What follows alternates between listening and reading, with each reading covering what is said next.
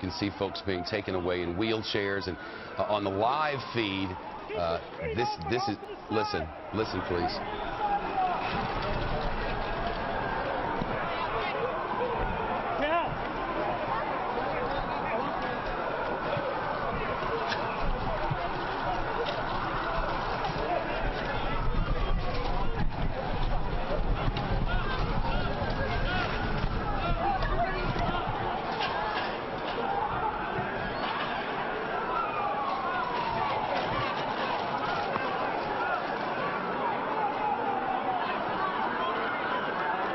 Okay.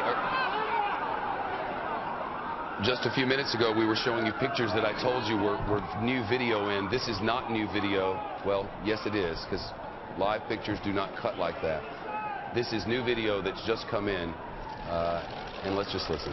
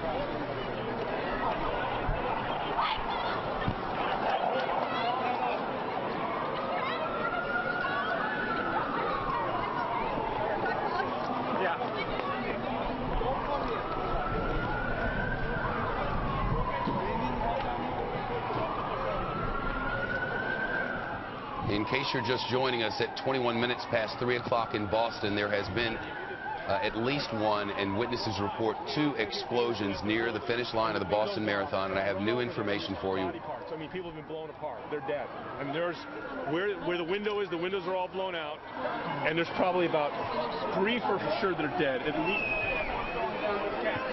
Well, this is how the beginning of every scene happens. And what we can hope is that somebody, well, my goodness, an unthinkable scene in Boston this afternoon. It is quickly becoming clear that we're in the middle of a disaster in that city. At least 1 explosion has happened, possibly 2. We know that dozens are injured. We have reports, not from authorities or anyone else, of actually seeing victims who did not make it out of this alive. We do not see an enormous amount of structural damage at all. What we see is windows that are blown out and people who are injured who came from behind those glass walls. It's our belief that that's a hotel there, but I'm sure some of the people in the sound of my voice know people in Boston and know people at this marathon and know people who work in those buildings, and would be wrong for us to start guessing about where anything was or who did anything or anything else. For all we know, there's a kitchen in there, and a gas line ruptured and it exploded, and we have a horrible outcome. Of course, whenever you have an enormous public event like this, the oldest of its kind in all the nation, on Patriots' Day, there are reasons for concern.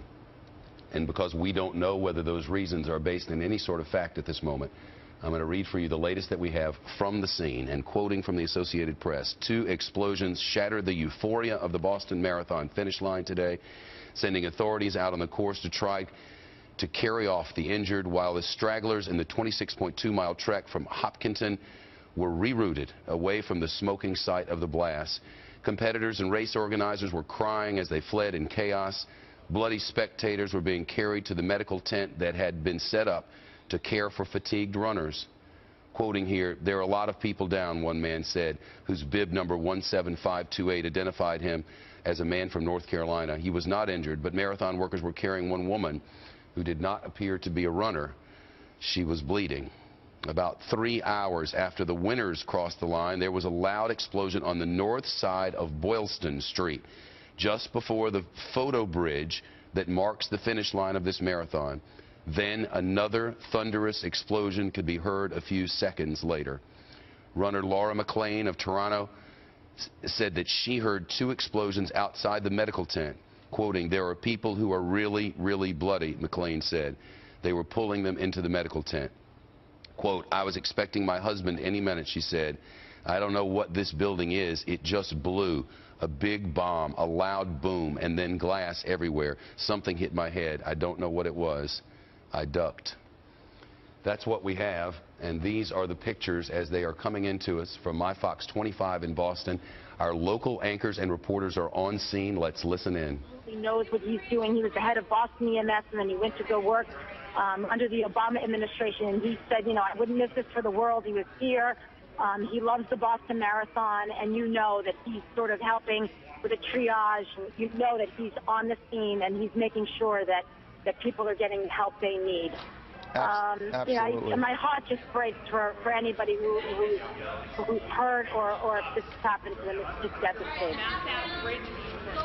Just devastating. So again, Mike, let me just repeat what I know at about, I don't even know what time it was, but for the runners, the last group of runners that went off at 10:40, this was the 4-hour mark, and that's when they had just crossed the finish line, right at 4 hours, and that's when you heard an explosion, and then you heard an explosion following that as well.